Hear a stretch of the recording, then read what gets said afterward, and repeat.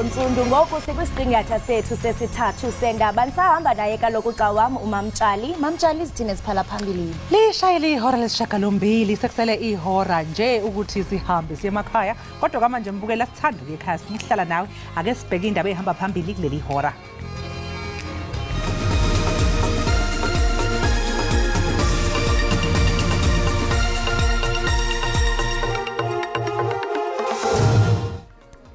Udokotela uNandipha Makutumane noyise uZolile Sekekeleni bazofika qathatha enkantolo ecaleni lokweqa Thabo Bester.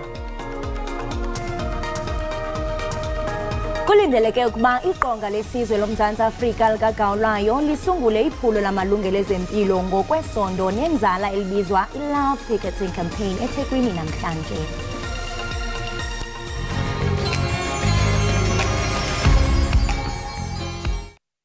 Mbukeli qonqonqo emakhaya sanibonani nonke emakhaya ngithi ishow ethi Ekhaya Jikelele isiyaqala khona manje la ku DTT from 6 to 9 zonke izinsuku kusukela ngomsombuluko kuya ngolesihlanu asibheke manje iphethe wena sport iphethe wena business news iphethe nezindaba ezinohlonze asibukele Ekhaya Jikelele.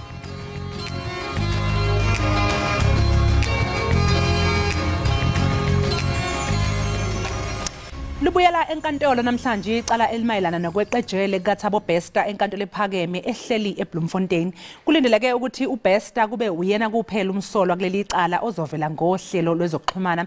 Kanti isiqindamathe sakhe uNandipha Makutumana ngokunjalo noyise wakhe bonake bazobebe kanye nabanye abasolwa eboxini. Intatheli yezindaba ze-SABC uDikelele Mweti isithelekile ke enkantolo yaseBloemfontein.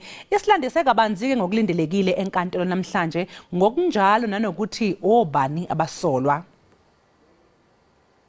Today, we expect that all the accused in this matter, except for Thabo Bester himself, who is charged with escaping from prison, will be here in the Bloemfontein Magistrates Court. You remember last week we were here when the latest person to be arrested in this matter appeared in court, Zanda Moyo. Today he will be in the dock with everyone. Of course, we are going to also see Dr. Nandipha Makutumana in person today. You remember when she appeared in May, she appeared virtually from the Kronstadt Women's Prison, but today we know that she will be here at the Bloemfontein Magistrates Court together with her father Zolile Sekekeleni, who is the second accused in this matter. Just to recap, remember that the people who are involved in this matter include 3 former G4S employees, as well as Dewoti Pulu, who is a former employee of a company that provided CCTV camera services at that prison last year when this incident happened. You also remember that in the charge sheet, the police actually included Zanda Moyo as a person who was cited by Dr. Nandipha when she allegedly claimed the body of Katleho Bering at the state mortuary here in Bloemfontein. Dr. Nandipha had told officials at the state mortuary that the body that she was claiming belonged to Themba Ndlovu, who she had said at the time was a brother to Zanda Moyo. And of course, Zanda Moyo was arrested and who is facing those similar charges as the other people who are involved in this matter. Zolile Sekekeleni, of course, together with Natasha Jansen, are the only 2 people who are out on bail.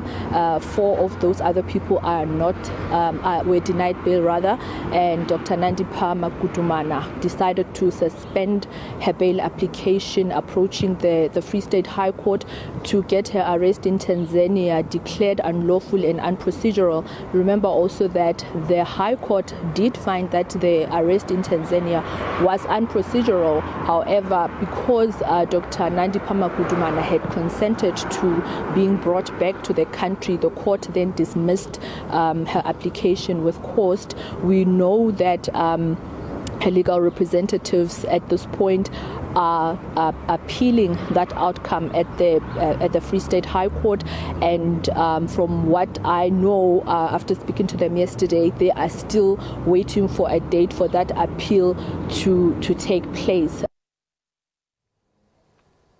Sibambe ngazo zozibini kwintatheli yethu Jikelele pha kwinkundla yase Bloemfontein. Xahlelo mgama kulindeleke ukuba iqonga lesizwe loMzantsi Afrika likagawulayo lisungule iphulo lamalungu ezempilo ngokwesondo nenzala elibizwa ngokuba yi-Love Picketing Campaign eThekwini namhlanje. Uqhankqalazo nge-CBD lulungiselela ukuqala kwenkomfa ye-11 ye-SA8 osonzululwazi namaphulo angenzi izuzo kunye nabaqulunqi bemigaqo-nkqubo bazakudibana ukuze bavuselele indlela yokulwa nesifo sikagawulayo emva kokubhubhane we-COVID-19. UMzantsi Afrika unelona zinga liphezulu labo baphila ne-HIV kwihlabathi kwaye basondele kwizigidi ezisibhozo abemi boMzantsi Afrika abaphila nesi sifo. Inhlangano ebhekele ezempilo kuleli ikhathazekile malungana nokwanda kwesibalo sodokotela abangekho emthethweni kuleli. Ungqongqoshe wezempilo uJoe Phahla uvumile ukuthi babambe odokotela abangekho emthethweni abayi128. Namhlanje kuseni ke mbukeli isixhumane nosihlalo wenhlangano ebhekele izisebenzi zezempilo kuleli isama okungudokotela uMvuyisi Mzukwana. Udokotela uMzukwana ke uthi odokotela abangabhalisiwe badlange kakhulu eindaweni ezisemakhaya. Sinogqirha ekuthiwa ngogqirha bobuxoki abangarejistwanga i-HPCSA abaninzi abakhona so far identify by 124 kodwa South African Medical Association siqimba abaninzi ogqirha bobuxoki abapha emaphandleni kunye nendawo eziphithizele kakhulu ezidolophini. Inhlangano yomSamaria olungileyo iGift of the Givers ithi izoqinisa inhlelo zayo zokulekelela abakhahlanyezwe ikhukhula eEastern Cape. Inhlangano Breede Valley Disaster Risk Management kanye nezinye inhlaka zomthetho zinikele eindaweni okuhlasele kuzo ikhukhula eMjondolo eseRossonville ukuyolekelela umphakathi. Iphathimandla ngaphansi kukalo masipala zithi indawo ezithikamezeke kakhulu zifaka phakathi iToves River, iDedwarens kanye neAvian Park. Ngokumbukeli masiphinde futhi sihabule sifice kuqikelelo lwemozulu.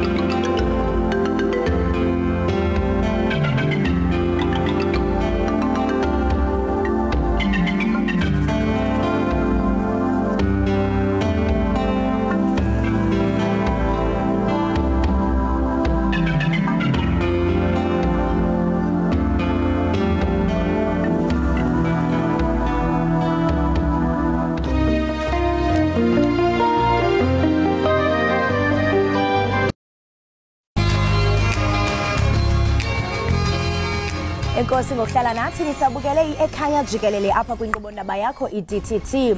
Iqela le-New Zealand alivumanga ukuvela kwesibini kumdlalo wabo neQatar e-Austria phezolo emva kokuba izityholo zokuxhatshazwa ngobuhlanga kukaMichael Boxall onelifa lemveli yaseSamoa Lesi sehlo senzeke kanye phambi kwexesha lesiqingatha somdlalo sibangela uqhushululu emva kokuba abadlali abanomsindo baseNew Zealand banqonge omnye wabadlali beQatar uMichael Boxall. Uxhatshazwe ngobuhlanga kwisiqingatha sokuqala somdlalo ngumdlali weQatar iNew Zealand Football.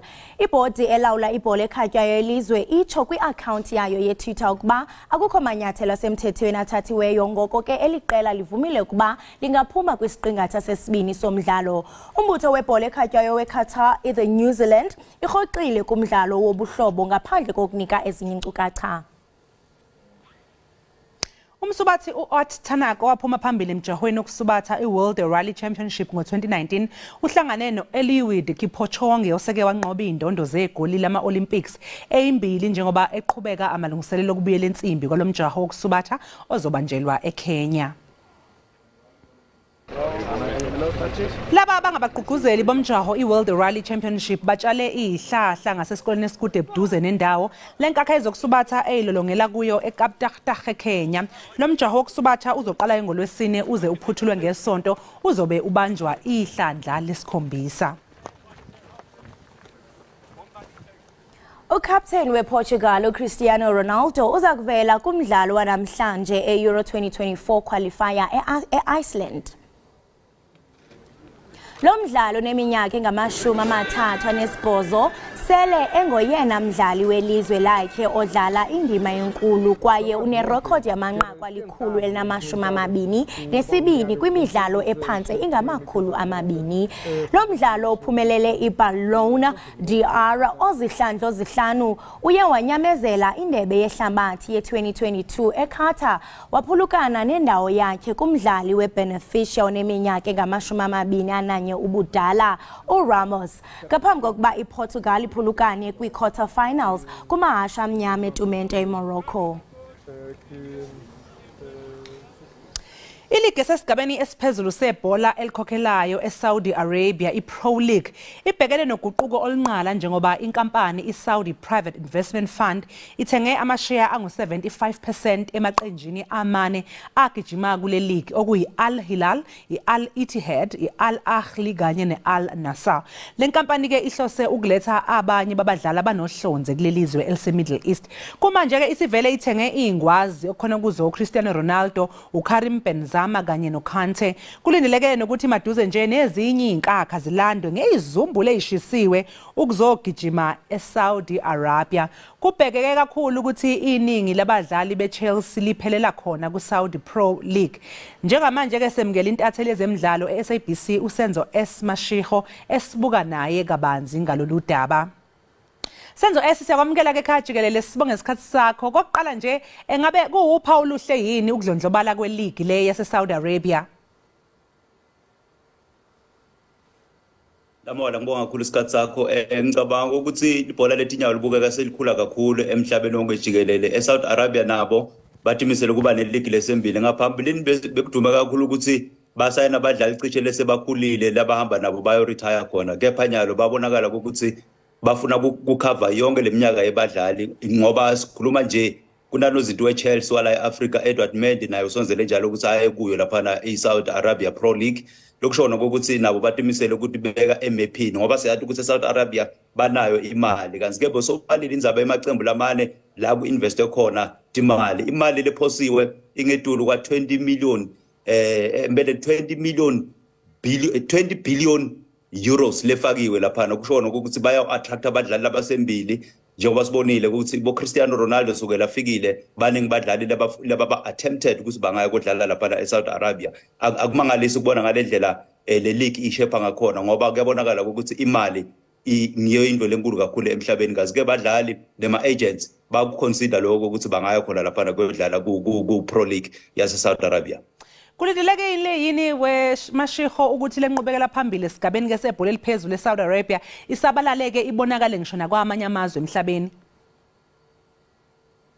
Itawubonakala kakhulu eEngland icishe kulapho ngathi bafuna kufika babe lesinyathelo lesembili khona ngoba nalabanye khona labafuna ukuinvesta kumaqembu ngala kufaka cards kuyo iManchester United. Siyabona ukuthi iSaudi Arabia seyifikile ayifuni kuphela ukukhula eveni labo kepha bafuna ukuspreada bafike naseFrance bafike nje emaveni amaningi kakhulu. Ngicabanga ukuthi kuyofika iWorld Cup lelandzelako ilive le-South Arabia soba litoba nje lisemephini kakhulu. Ngicabanga ukuthi ngesinye strategy labasebenzisako kude kokuthi nabo nabafika ngala ku-FIFA nakunama-tournament lasembili bafuna kuwa-hosta batshela kabantu ukuthi sinebadlali abasembili labangakhona ukuthi bakhangise i-tournament lebatoba bayi-hosta nangabasho ukuthi bafuna ukubhidela ema-tournament lasembili emhlabeni ngaphakathi kwayo laphana i-FIFA ne-Europe. Ngicabanga ukuthi kuningi kakhulu okwenziwa laphana e-Saudi Arabia. Le investment ababanayo iyaba nemthelela emihle kule minyaka lesilandelayo. Akusilo mhlawumbe lento banetithelo kwanyalo, kepha ngicabanga ukuthi kule minyaka lemine lesihlanu letako i-Saudi Arabia yeba kulamanye emave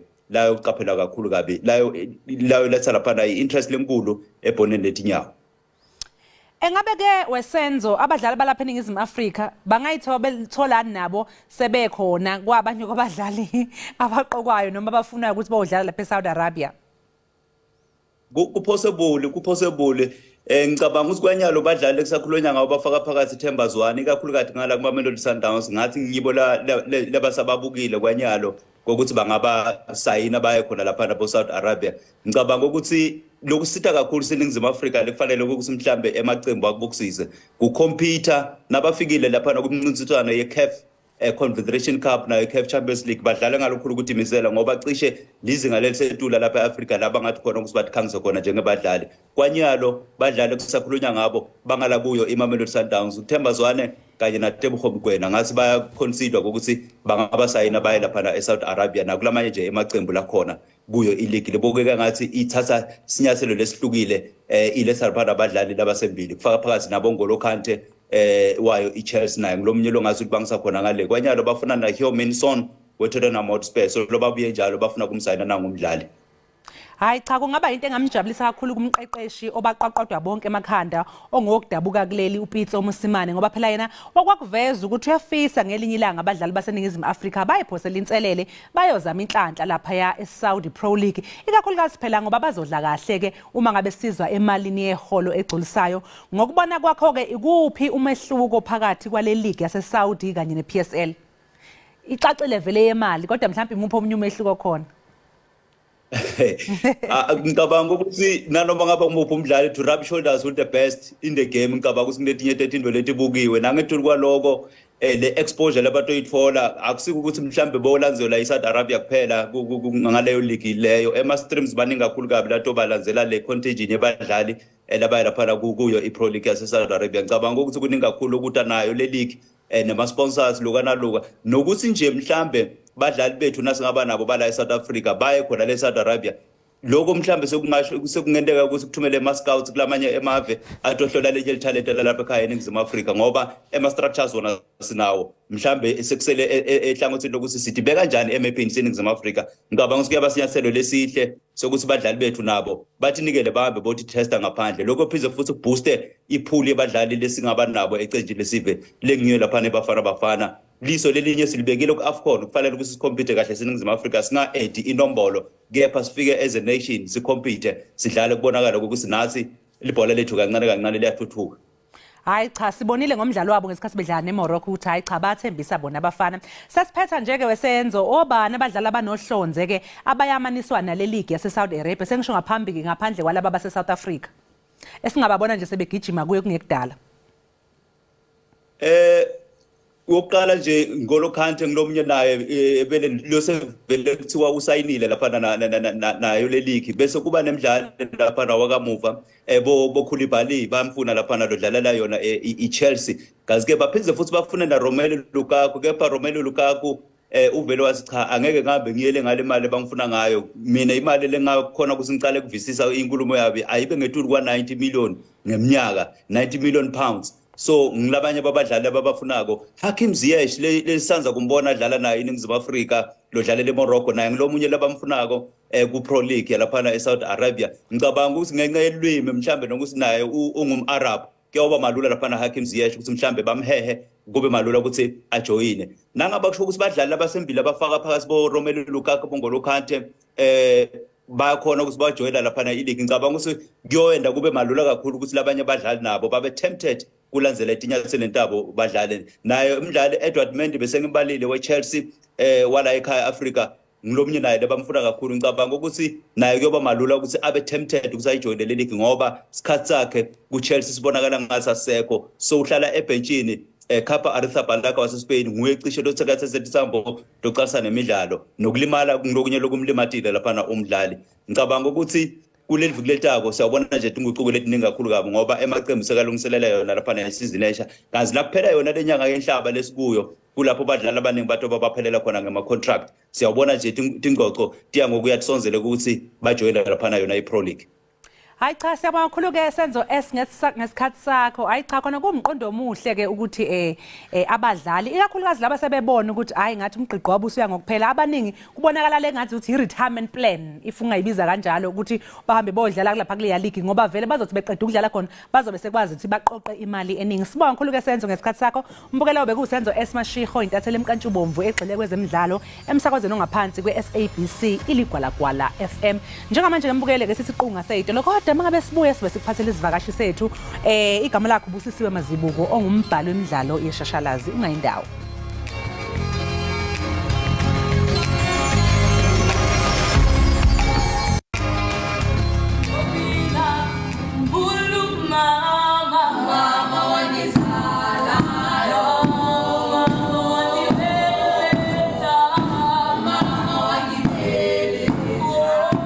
Yenye yemidlalo ebhalwe nguBusisiwe Mazibuko.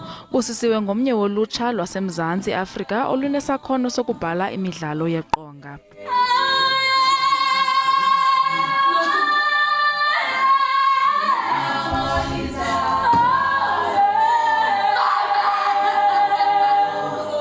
Ukanti imisebenzi yakhe ayiphelelanga apho. Uye wavula inkaba Creative Arts House apho anceda khona ulutsha olusuka kwindawo ezihlelelekileyo.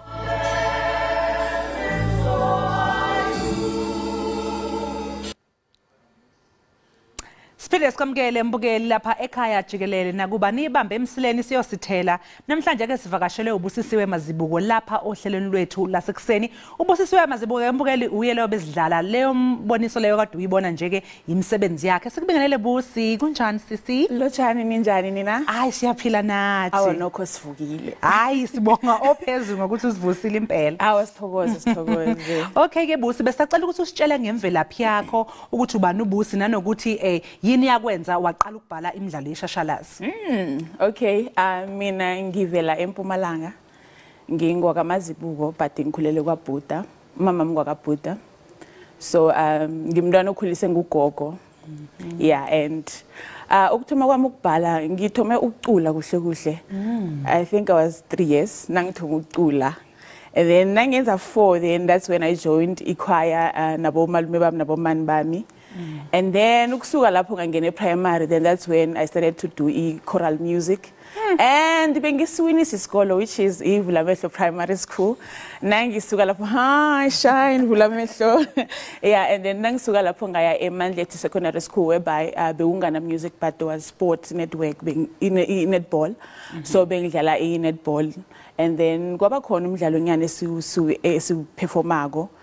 But ukusuka lapho ngayenza financial accounting bengekho ku art but bengazi ukuthi ngiyayifuna just that ukuthi bengishira ukuthi bazongivuzisa ekhaya ukuthi why art because of nasiza emakhaya they don't understand it that much unless so vela TV nofana wenza something then that's when they're going to believe in it. So ngavula isichema iBless with Mercy nangifike secondary school but azange siphumelele because of benganalwazi yabona and then ngajoyina futhi enye ichoir bayibiza ukuthi Impumalanga Gospel Expo. Yeah. Then nangisuka lapho ngakhani ngiye esikolweni. Nakhona bengiyocula bengayokubhala. But ukubhala lokho bekhona ngoba bengikhona ukucocisa musesikolweni bese ngibiza abangani bazokubhadela ama-5 bob ukuthi bazokwazi ukulalela istory sami. Then that's when I realized ukuthi okay kuhle I'm a writer. I thought I'm an actor but I'm a writer and you know ukuthi ukubhala nokudirector akukho kuhle esikolweni. You know so ngithome lapho ke. So uma ngabe usubhala ke Busi ke usixoxele ubhala imidlalo yeshashalazi idlala laphi nje le midlalo? Idlela theaters, South African State Theatre, bewukhona umdlalo wami also to senza corporate which is emamayini nenkolweni imidlalo le idlala khona lapho. Okay, so before nje ngikudedela ukuthi ushaya into yakho eBusi cela nje usichazele kabanzi ngeinkaba Art Center. Inkaba Creative Art House. Yes. All right. I had this company nangna 10 years. I didn't understand what is company, but I knew because of my mom told me ukuthi kumele ube ne company yakho. Yes. Yeah. So ngibe nayo nangina 10. That's why it's very hard for me to explain ukuthi kuzanjani ukuthi ngibe nenkaba, but I knew ukuthi I'm going to have a company. So ukuze ngibe ne company, I went to school. Then after school, man get to graduate, Lana, I performed. But you know, when you're an artist, you have to wait for you to be casted. Yeah. You know, so I hated that. So I was like, ngati man, iti ngivule yamindo. Yes. Ukthoma kwami ukubhala ngibhalile and ngawini i-award, yabo. Yeah. So now win award is like, no man, ngisendaweni right. Yeah. Kuhle kuzomela ukuthi ngiqhubeke ngento le ngibhale. So Okay. ukuya nokuya then ngibhalile bengathola nama award. It's a confirmation ukuthi okay, you are in the right position. Hayi cha nje ubusho ke nawe ukuthi wathola ama awards ayike akusishayela odume ngazo sibone ukuthi lama awards uwathole ngamuphi umsebenzi. Okay. Bukani njengamanje ke ubusi bazibuku sezoshayela ke adume ngazo sibonise ukuthi njengombhalo weshashalazi iyiphi into azoyenza. Lokho kazokwenza njengamanje kubizwa ngemonologue.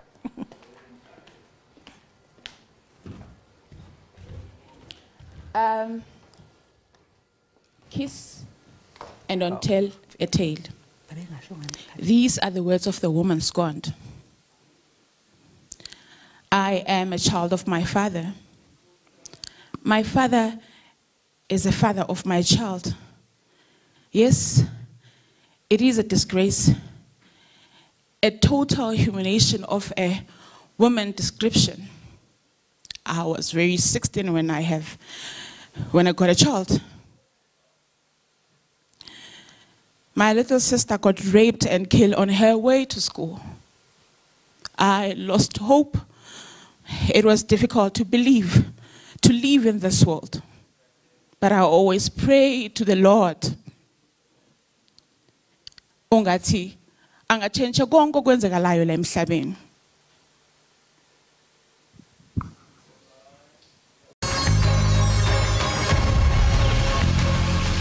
Enkosi ngokuhlala nathi nisabukele i-Ekhaya Jikelele apha kwinkqubo-ndaba yakho i-DTT. Iphondo leMpuma Koloni liphondo eligutyingelwe zingxaki ngeengxaki. Ukusukela kwintswelangqesho, imfundo engekho semgangathweni, ubundlobongela, ukunqongophala kwesiseko ezingundoqo, kuningi. Kodwa noxa kunjalo singatsho sithi likhona igorha elingenabatha elinguqala balibanzi libila lisoma ukuqinisekisa ukuba iimfuno zabantu ziyafezekiseka.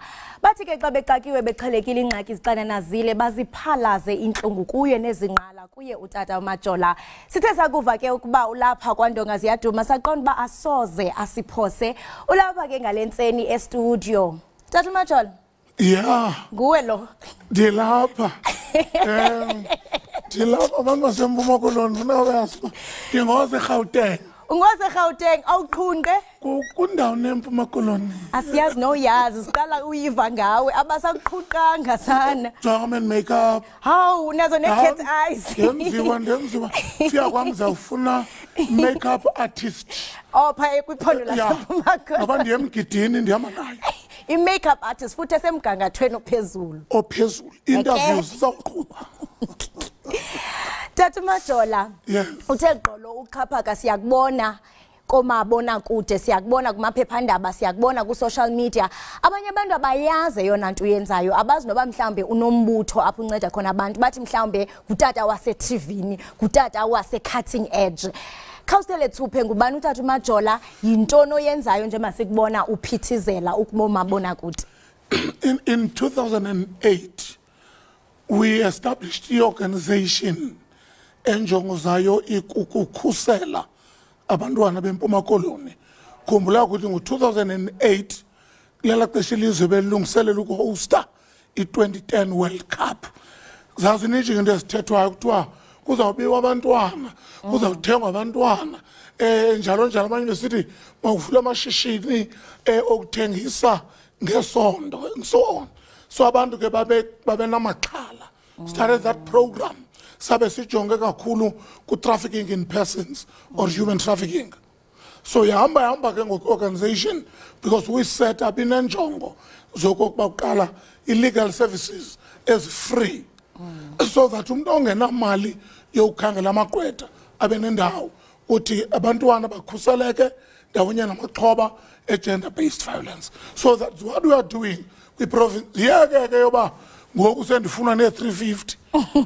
Sifuna kwalapha kuwe. Jonga nabantu emgidini uyabona banemithu baphandle bephethe ifoni zabo ithi pending intoni zotya inyama funa 350. So i-organization ikhule yade yafikelela kula level yoba ngoku abantu bacinga yonke into ikuthi sifuna ne-350 nomuntu ngokuba akakalotyolo ingathi kuzawuziwa kuthi hayi bathatha imali nami ngathi ikhona ingxaki pending ezawucela kuyo nawe uzawujuda ngachatwa khawundincede Tata uMajola ubonakele njengoba usithi into kubana lo mbutho wakho sele nyani abantu belithemba besazi umuntu noba intoni ingxaki nayo isingqala sam zawusikhuphela kuwe Tata uMajola ingaba oko mhlambi akukubeki kulanto yokubana amasebe karhulumente abone ba hayibo kubani nalo ozozawusasaza ingxaki zabantu senditsho akubi ngathi ngoku usisigrogriso kumasebe nabantu abathile abanye bade babe nezigrogriso abazithile bathi hey ingathi uzoba ingxaki.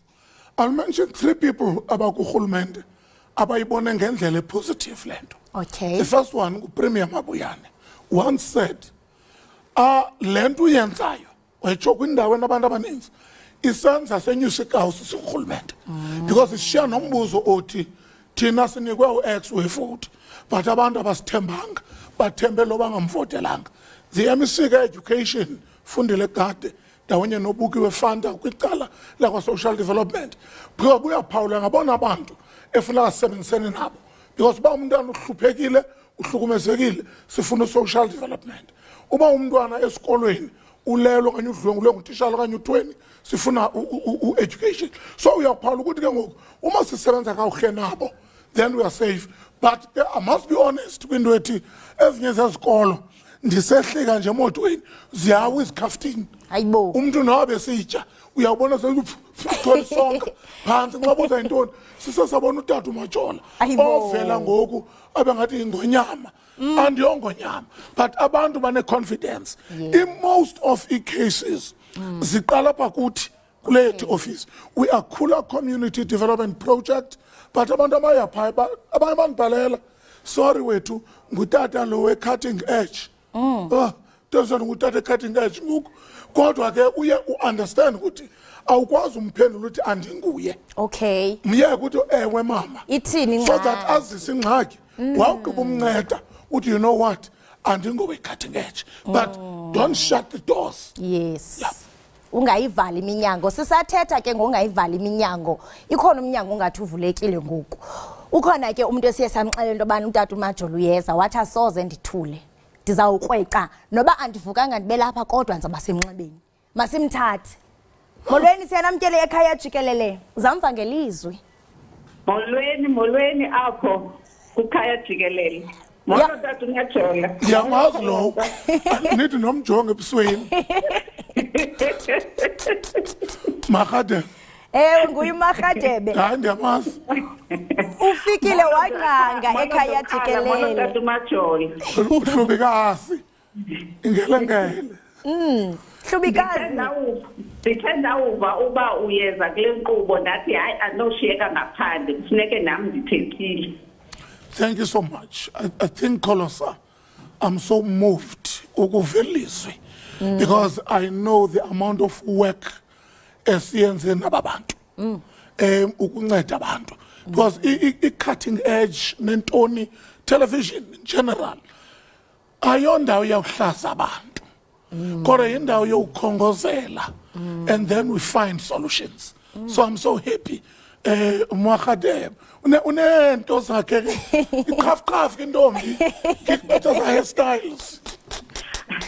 Tata uMajola ingawe lento umsebenzi wakho omhle owenzayo ndifuna ukuthi qhubeka nomsebenzi omhle owenzayo okulela amalungelo wabantu ulithemba labantu abantu bakhalela kuwe kwi-community kuwe ithemba labo qhubekeka ke sithi umsho ungadinwa ndokhala uyalila ke bethuna nco hayibo uyakwazi ulila akalili uyagqigqiza bekutheni ungafoni usithumele noba ithishu uyabona akakwazi akalili bethuna nco yeah siyabulela kakhulu Hlubikazi baninzi Tata Majola besithi wuntshu ngomsebenzi omhle owenzayo kwaye njengoba benditshilo into okubana uninzi labantu luthi xa lukujonga liqonda balifumane ithemba kulamabalo wenzileyo Tata Majola uthetha ngabantwana abanye xa kuthiwa nanku uhile esikolweni ulapha naku ndidlwenguliwe ulapha naku ndikhutshwa amehlo ulapha ungathi kulamabali othe wawenza leliphi ibali ongathi eli lachukumisa incaka yenhliziyo yam kunanamhla andikwazi bandilibali andikahilishi kwimeko yomntwana waseMount Elif emaXesibeni. She was 15 when she was brutally raped, and after that wakhutshwa amehlo akhutshwa khunjwa. But she's still there. You know, eyona nto endihlupha ukuthi yena ndifika strong ibe ndim weak, because from age 15 usenenye mhlambi 50 years to go, 60 years to go. How would you survive?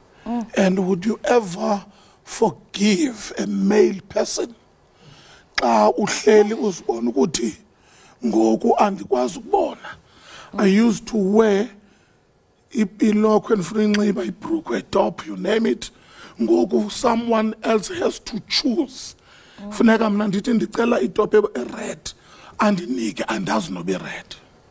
You know, yona asoze ndiphinde ndibe right kuyo. Andifuna uba ndibenzisithi mhlawumbe ndiyakuphinda. Ewe yena uyazama uyamkela, but because ndimana ndizibuza ukuthi ngeli xesha erhunjwa ngemela ekhutshwa lo muntu uyindoda wayesithini ngesikhalo esinjena. Yeah, that is it. Sure, Tata Majola nam nje ndaqheleka xa uthetha Tata Majola njengokuba uphila uligorha elingenabatha ngaba mhlawumbe yintoni oqonda ba uMzantsi Afrika ndiyazi ba awungomuntu uthanda unconywa udla ngokuthi umsebenzi wakho mawuzithethelele ngokunokwawo kodwa xa ingatshayi inqawe yintoni mhlawumbe ongathi uMzantsi Afrika ufuna akhumbule ngayo? Ndiyaqiniseka ukuthi abantwana abaninzi bebengenazi transport to and from school apho siye sa-intervene to improve ubomi babo, knowing that abazali would hire private transports ngemali zabantwana ze-grant. But I can proudly say ngokwanamhlanje ngongihleli kumandi, everything is fine, sibenzile utshintsho ebomini babo. So naxa sendingekho abantwana bakutsho, naxa sendingekho, last night I was talking to the MEC of Education esithi ngenye icase sebesizisile, they are now busy renovating isikolo. So bayabona ukuthi once we intervene kuba khona improvement. So even if I'm no longer there, but the legacy will remain. The legacy will remain. Inogeme ke awuzuhamba nawe uqinisekile ngalonto uzawusala. Ihlala sezulwini ukene. Right, ivukeli ke lo besithetha naye ngutata Majola. Eyona nto ke ingamandla kukuba simothulela umnqwazi ngomsebenzi omhle awenzayo uqinisekisa into yokubana umlisela nomthinjana uyaxhamla kule nkululeko ekuthiwa sizayifumana okanye siyixhamle kule mihla siphila kuyo. Usabukele Ekhaya Jikelele ngothi masiqhwisi yobhatala amatyala siyabuya ungayindawo.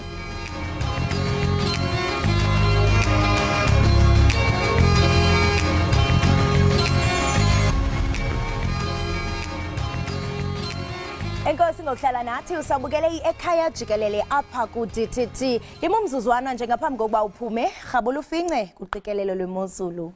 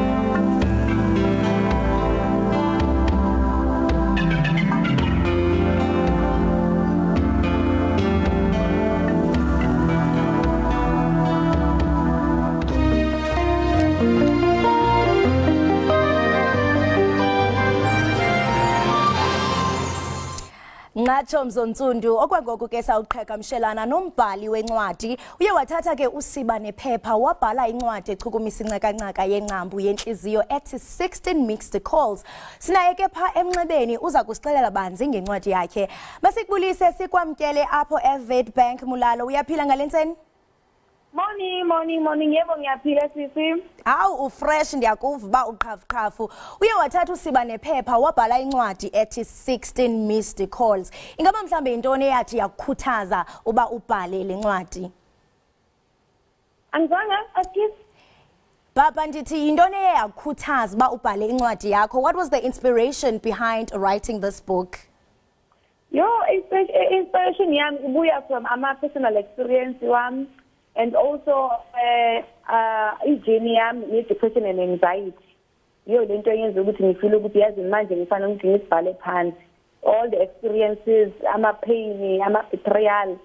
Lezo zisemhlabeni kahle yizo izinto ukuthi ngibhale ibhuku. Ukunqonda kancane isizwe sami nenguni language yami is a bit. No skawara ngwaneso. Kwincwadi yakho mntase uye wachaza banzi ngemicelimngeni abantu abasetyhini abathi bajamelana nayo ingakumbi ekufihleni izinto ezifana no GBV. Ungathi mhlawumbe ezimvakalelo kutheni nje thina singabantu abatyhini sizama into okubana sizi-suffocate? Yes, another thing that I think would be important to ribalekile empilweni, especially abafazi. Or you think all women and amantombazane nabama young girls is that bafanele ukuthi bayazi ukuthi empilweni izinto zama GBVs khona but kunama influences and kunezinto zenza ukuthi nathi sibe under the a certain experience or a certain circumstances because sometimes kunezinto eziningi ufana imali shotayo mhlambe mina ngibona ukuthi angifit in the society or maybe angifit in the group. So EGB it come out from there, it's born from that experience and also because sometimes we think good is asikho enough and it's validation from a society. Lilonke ubalisa ngamava obomi bakho. Ungathi mhlambe umuntu ozoyifumana le ncwadi intoni azawuthi ayizuze kwaye uzoyifumana phi qaba nje ungachithanga ixesha mntasekhaya? Angayifuna from mina Facebook Mulalo Nsako Maboko 15 missed call on Twitter as well Unsako Lalo 16 missed call zonke izinto zinama hashtag 16 missed call makabona hashtag 16 missed call no Mulalo Nsako shuthi yimi ke angayithola khona lapho and uzofuna izinto ziningi kakhulu because ngikhuluma ngezinto ze raw and which is happening in real life. Ezinye izinto thina sifuna ukukhuluma ngazo because saba ukuthi abantu bazothini kodwa mina ngibhalile everything ukuthi mina nga experience 1 2 3 emhlabeni ngaba ne-GBV kwaba ne-GBV ngiyaba nomuntu washonayo ema-cheating partners ukuhlala ubhekezela emshadweni because abantu bazothini ungafuni ukuphuma izinto zenjalo zikhona lapha encwadini. Ngatsho mntasekhaya siyabulela ngexesha lakho kwaye sikunqonelela okuhle ngencwadi yakho. Right imbukeli siqwela siqonqotha kanjalo ke Ekhaya Jikelele sibambe ngazibini ke kwiqiza lonke le Ekhaya lokubala ivuke nathi kusasa nje nawe mamtshali sibambile kwade kwalapha ntombi. Siyabulela sana sibulela nakubabukeli ngokusinikeza isikhathi khumbulani ke babukeli siyabuya kusasa ngehora lesithupha nibe nosuku oluhle nisale kahle. Bye.